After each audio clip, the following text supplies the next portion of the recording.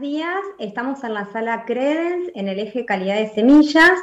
Soy Milagros Tomasi y voy a presentar al ingeniero agrónomo Master Science Ignacio Aranciaga, quien disertará sobre muestreo de semillas. Adelante, Ignacio. Bueno, Milagros, muchísimas gracias. Me toca hablar en esta ocasión de control de calidad de lotes de semillas y muestreo. Y para eso surge un primer interrogante. ¿Por qué es necesario evaluar la calidad de un lote de semillas? Y para eso tenemos que tener en cuenta que la semilla es un insumo primario de cualquier emprendimiento agrícola. También lo es indirectamente para otros tipos de esquemas productivos, como puede ser el ganadero, el agroindustrial. Cada semilla contiene un potencial genético responsable de distintos aspectos que influyen en el logro del éxito de un esquema productivo, como ser factores de adaptabilidad, resistencia a plagas, enfermedades, potenciales de rendimiento, etc. Una semilla de buena calidad representa un insumo de alto valor y permite un mejor aprovechamiento de otros insumos utilizados en el esquema de producción. No es en vano que el sustento del marketing que realizan todas las empresas semilleras se basa en querer demostrar ese valor agregado de calidad que poseen las semillas que venden. Por eso, el contar con datos de los distintos indicadores que representan la calidad de la semilla a implantar debe ser siempre un prerequisito indispensable. Entonces, ¿por qué conocer la calidad? Y primero y principal para el logro del éxito del sistema productivo en el cual se va a utilizar esa semilla. Ahora bien, ¿cuáles son los factores que actúan sobre los componentes de la calidad de un lote de semillas? El primer factor que actúa en los componentes de la calidad es la relación entre la planta madre y la semilla que es originada por ella. Si empezamos a ver las curvas fisiológicas de modificación del tamaño de la semilla durante la maduración, la modificación del contenido de humedad, el contenido de materia seca, la modificación de la capacidad de germinación y las modificaciones en el vigor de esa semilla durante la maduración en la planta madre, si cruzamos todas esas curvas fisiológicas, nos encontraríamos con un gráfico de este tipo. ¿Y por qué nos es necesario tener un gráfico de este tipo? Porque nos importa el punto de madurez fisiológico, que eso varía de especie a especie. Normalmente una semilla presenta su más alto nivel de vigor y potencial de germinación al alcanzar el punto de madurez fisiológica, el cual se corresponde con el máximo peso seco por acumular la máxima cantidad de reservas y estar completo el desarrollo del embrión. A partir de este punto de madurez fisiológica comienza el segundo aspecto que influencia en la calidad de las semillas. Y este segundo aspecto es el deterioro. El deterioro es un factor inversamente proporcional al valor de calidad. Es un complejo de cambios que ocurre con el tiempo, causando perjuicios y daños a los sistemas y funciones vitales de la semilla, disminuyendo así su capacidad de desempeño. Comienza a partir de madurez fisiológica y continúa hasta que la semilla pierde la capacidad de germinar. En el deterioro influencian la herencia genética, el contenido de humedad y la temperatura. Es muy importante considerar que este proceso es individual y se da en cada una de las semillas que forman parte del lote. Si analizamos la secuencia propuesta de modificaciones en el desempeño de este proceso de deterioro, vemos que esos daños se producen a nivel de los mecanismos energéticos. Entonces vamos a ver una disminución de la velocidad de germinación, una disminución del crecimiento, de la velocidad de crecimiento, disminución de resistencia a estrés y por ende disminución de la emergencia a campo.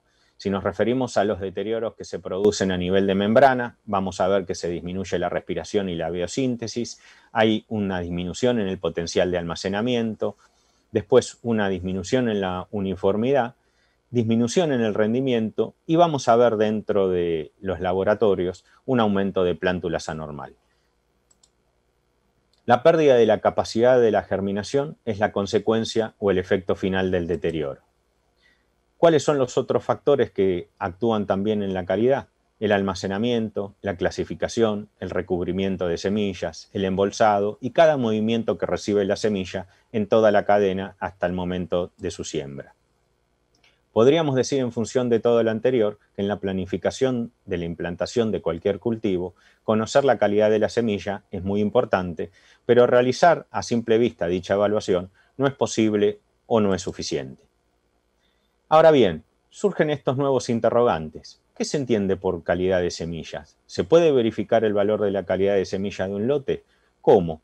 ¿Qué conviene verificar? ¿Cuándo?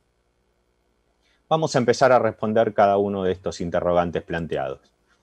¿Qué se entiende por calidad de semillas? Si definimos la palabra calidad como un grado de excelencia, podríamos decir que la calidad en semilla es el grado de excelencia de ciertos atributos que van a determinar o estimar el desempeño de la semilla en la siembra o almacenamiento. Esos atributos los podemos dividir en dos grandes grupos: los primarios, que determinan la capacidad de emergencia, y los atributos secundarios, que pueden tornarse en limitantes de la expresión de esos atributos primarios. Acá vemos esos diferentes atributos y vemos que dentro de los primarios tenemos los vinculados a la higiene, que están la contaminación con otras especies, la sanidad de la semilla, la contaminación con insectos y ácaros, y los que están directamente vinculados con el potencial de desempeño de esa semilla, como ser la germinación, el vigor, viabilidad, emergencia y uniformidad. Ahora bien, los atributos secundarios, como decía, puede ser que tornen limitante a los atributos primarios y están vinculados con la descripción, como ser la pureza física, la especie y pureza varietal, la uniformidad y forma de esas semillas, el peso de 1000 semillas y la humedad. Es muy importante tener en cuenta que ninguno de estos atributos se puede conservar indefinidamente en el tiempo. La calidad de un lote de semillas no es un valor estático, muy por el contrario, es un valor dinámico. Este dinamismo posee una velocidad propia y particular en cada lote y puntualmente en cada semilla que conforma el lote. En ello radica la necesidad del continuo control y seguimiento del lote de semillas que deseo utilizar. Ahora bien, ¿se puede verificar el valor de calidad de un lote de semillas? Sí. ¿Cómo? Realizando un correcto muestreo del lote y analizando correctamente la muestra tomada. También sabiendo qué pedir. Vamos a ver el impacto del muestreo para relevar y remarcar la importancia que tiene un correcto muestreo. Si nos referimos a una especie del tamaño de como puede ser la soja, podríamos ver que más allá de los distintos calibres que existen, en un gramo podríamos encontrar 6 semillas. Si por simple regla de 3 simple lo llevamos al peso máximo establecido por ISTA de 30 toneladas para un lote de soja, vamos a encontrar que tenemos en ese lote 180 millones de individuos.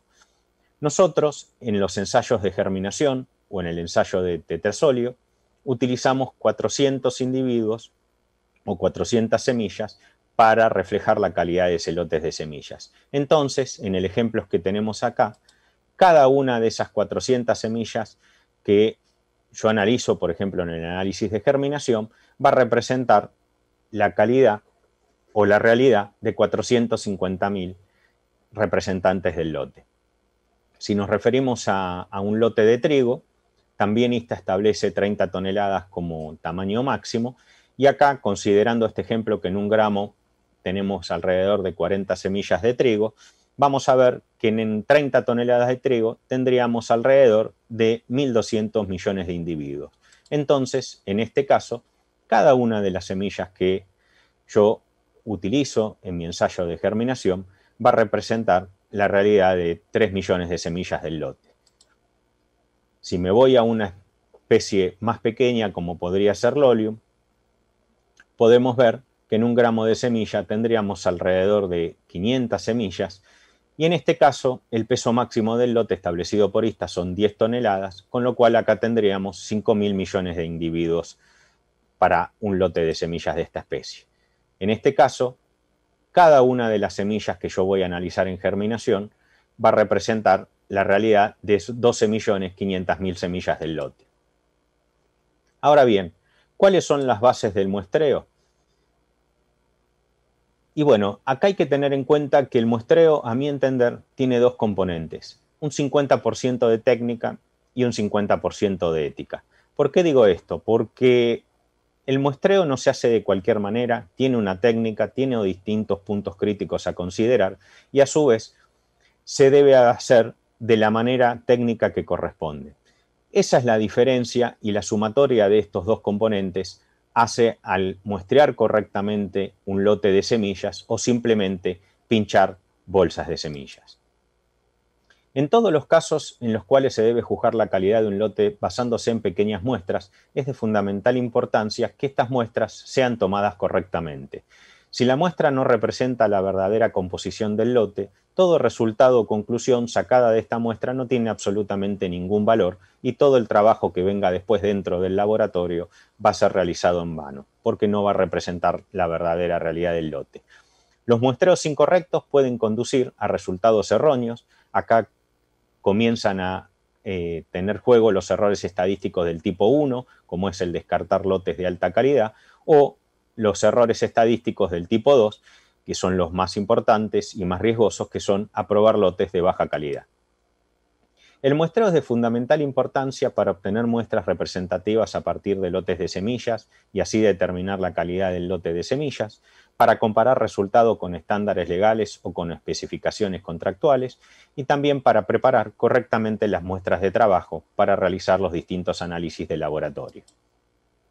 Por lo anterior, ISTA establece como punto de partida que el lote sea tan uniforme como sea factible y no muestre evidencias de heterogeneidad en el momento del muestreo. Un lote homogéneo es aquel que es razonablemente uniforme en todas sus partes. La uniformidad de un lote de semillas está dada cuando los constituyentes del lote, la semilla pura, las semillas extrañas y la materia inerte, se encuentran en una variación y distribución debida solamente al azar. Es por ello que, además de la limpieza, uno de los objetivos del procesado de semillas es tratar de alcanzar una distribución uniforme de los componentes dentro del lote de semillas para que al momento del muestreo el lote haya estado sometido a un conveniente mezclado y combinación para que sea tan uniforme como sea factible o posible.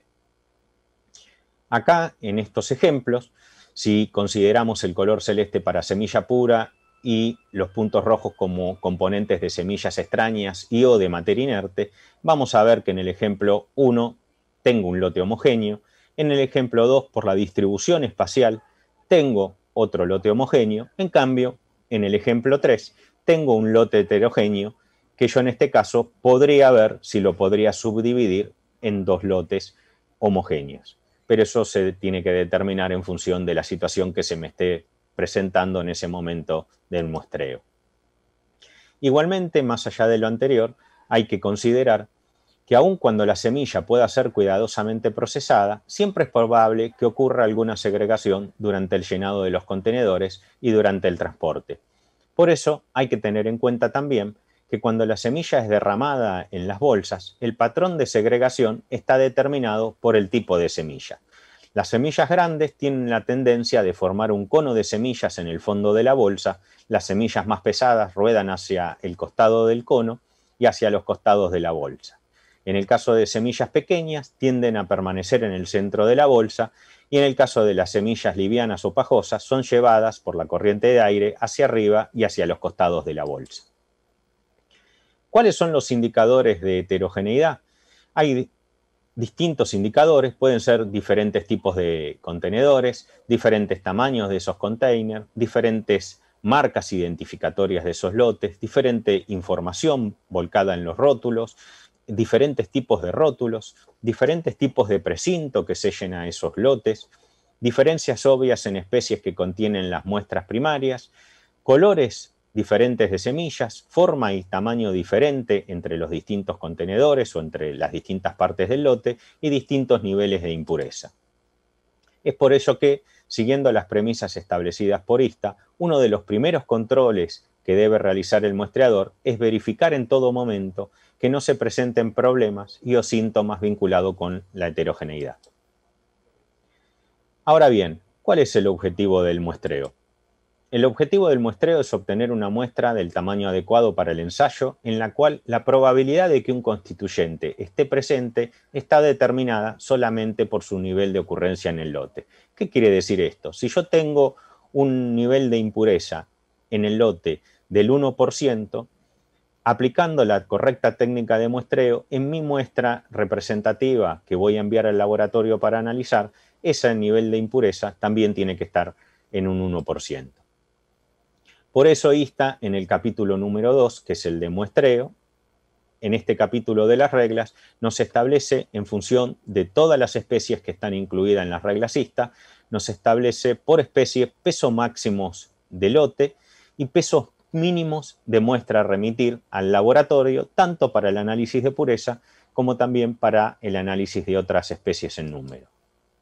También, en función de si esas semillas dentro de ese lote se encuentran tratadas o recubiertas, me establece tamaño en cantidad mínima de muestra a remitir al laboratorio y luego me establece una frecuencia mínima de muestreo en función de lo establecido por la tabla 2A de la regla CISTA, y esta tabla incluye cuando la semilla se encuentra al momento del muestreo en contenedores de un tamaño de 15 a 100 kilos de semillas. Acá vemos, en función de la cantidad de contenedores, qué cantidad de muestras primarias o de caladas tengo que hacer en estos casos. También, cuando la semilla se encuentra en contenedores de menos de 15 kilos, tengo que agruparlo en unidades de muestreos que van a ser equivalentes a el concepto de contenedores, y para eso aplico esta simple fórmula.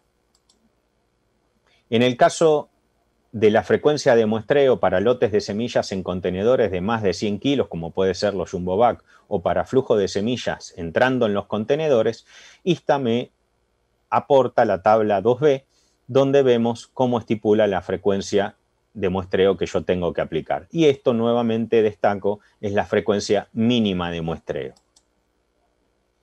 Hoy les comentaba en otra presentación que ISTA, en la página del comité de muestreo, hay una aplicación que se llama el Sampling Calculator. Yo acá les puse dos ejemplos de esa aplicación. Seleccioné la especie maíz. Acá me establece directamente la aplicación cuál es el peso máximo del lote, en función de la tolerancia establecida por ISTA en peso máximo del 5%, hasta cuánto puedo llegar, cuál es el peso mínimo de muestra a enviar al laboratorio, el peso mínimo para enviar para el análisis de humedad, la muestra de peso mínimo para el análisis de pureza y para otras especies en número. Acá, dentro de todas las opciones, yo seleccioné con envases, semilla no tratada, y seleccioné un número de envases de 100, de un peso de 25 kilos, con lo cual automáticamente calcula el peso total del lote y me establece la cantidad mínima de muestras primarias a tomar. Con la misma especie, lo que hice fue variar el número de contenedores. Obviamente con eso varía el peso total del lote y también varía la frecuencia de muestreo. ISTA también, dentro de esa misma página del comité de muestreo, tiene distintos videos que les recomiendo verlo, no lo muestro en este momento por una cuestión de tiempo. Y lo que es muy importante destacar es que los caladores que son muy comunes en el comercio de semillas, que pueden ser los famosos caladores tipo bayoneta o pundial, están prohibidos por ISTA porque por distintos estudios se corroboró que ese tipo de caladores segregaban la semilla por todos los conceptos que brevemente les comenté en diapositivas anteriores. El calador que lo reemplaza es el calador Nove, el cual por diseño no selecciona las semillas, tiene una única abertura y la semilla corre por el interior. Hay una dinámica y modalidad de muestreo que está muy bien descrita en estos cortos videos, que se los recomiendo nuevamente que los vean. Otro tipo de calador es el calador tipo sonda o vara, que puede ser de celdas estancas o de celdas continuas. ¿Cuál es la diferencia? Que si tengo de celdas estancas me va a permitir utilizarlo tanto en posición vertical como en posición horizontal. En cambio, si son celdas continuas, solamente lo voy a poder utilizar en posición horizontal. Otros tipos de caladores es el calador pelícano, que se utiliza para flujo de semillas, y también, como les mencioné, existen los equipos automáticos de muestreo, para los cuales ISTA establece un documento que es el protocolo para aprobar esos equipos automáticos de muestreo para poder tomar muestras para luego analizar en el laboratorio. También ISTA establece el muestreo a mano, que puede ser utilizado para todas las especies en las que los caladores puedan dañar las semillas, en semillas con alas, en semillas con bajo contenido de humedad, en cintas o en matas de semillas.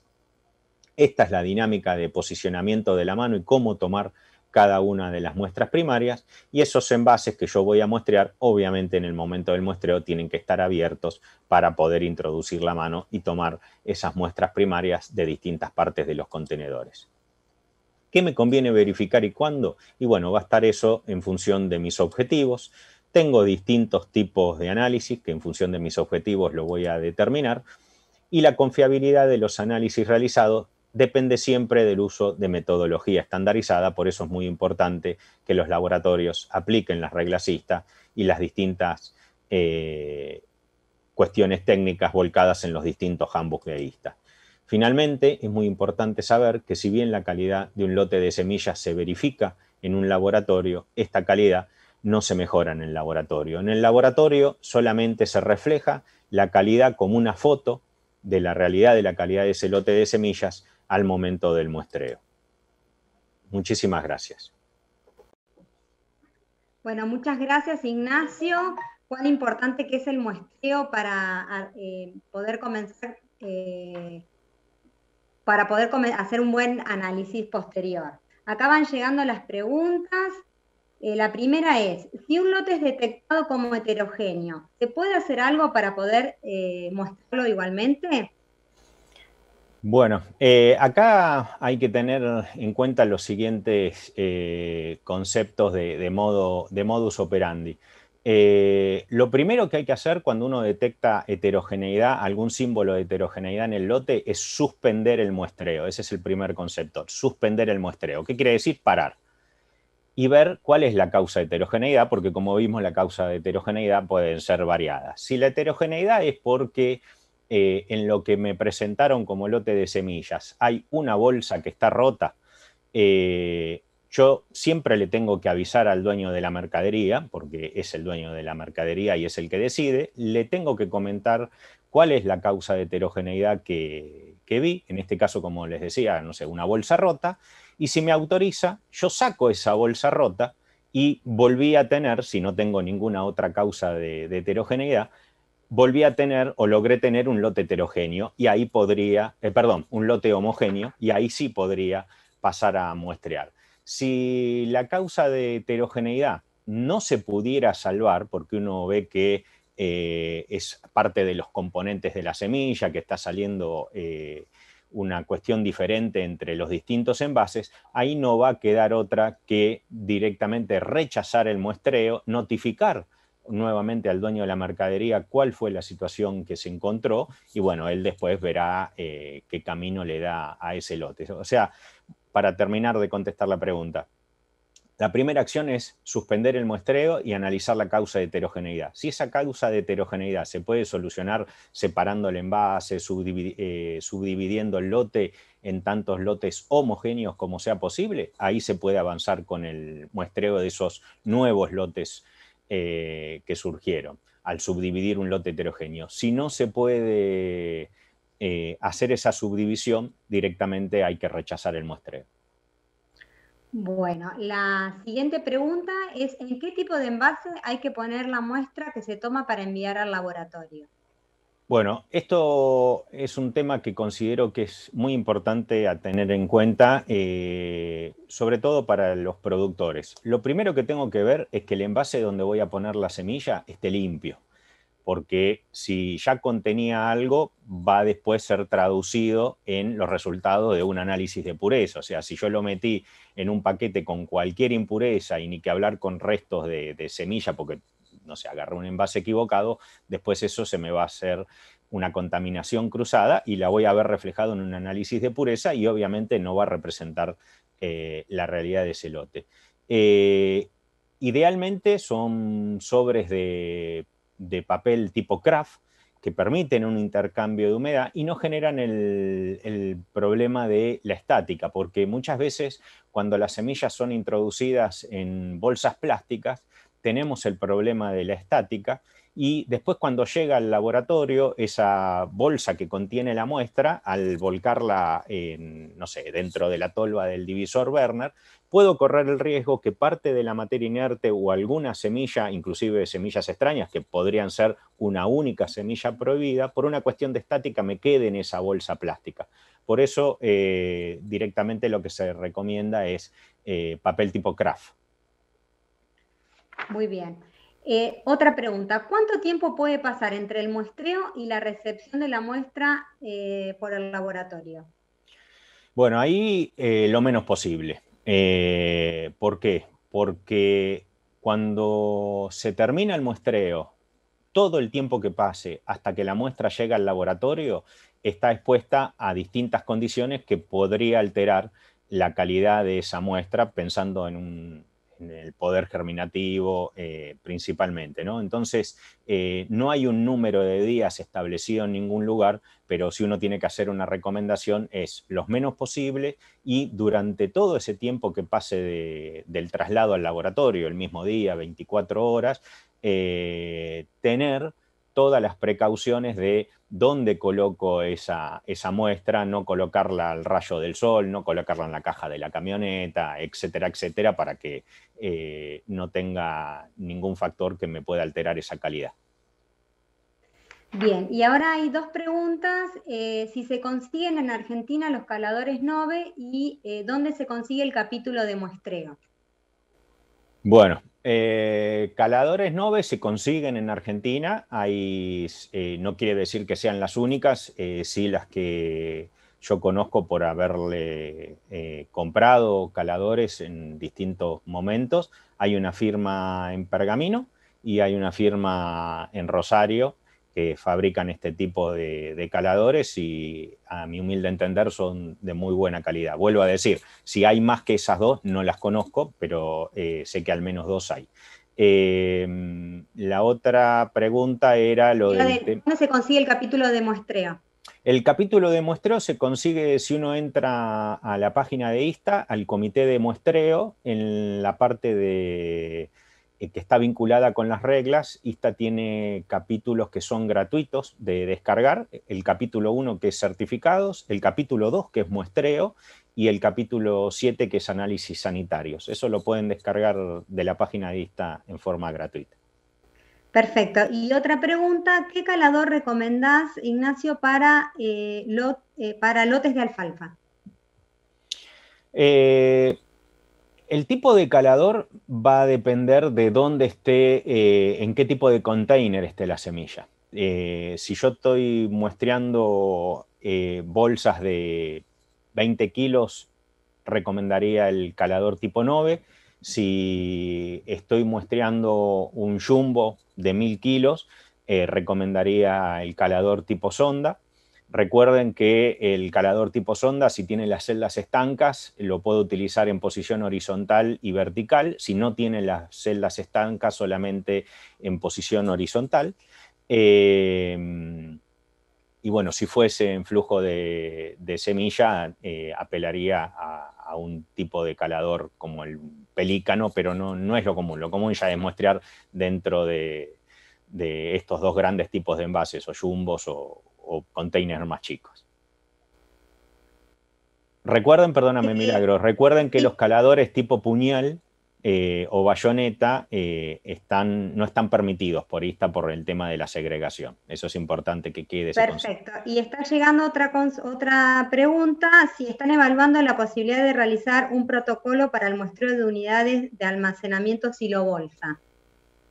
No, la verdad que no. Nosotros en este momento eso no se está trabajando.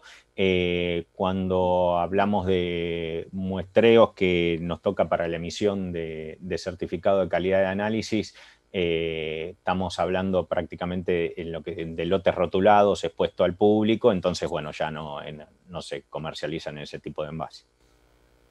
Bueno, muchísimas gracias y los invitamos a seguir participando del Congreso en las dos salas, en la sección de póster y en el hall comercial. Muchas gracias, Ignacio. Muchísimas gracias a todos.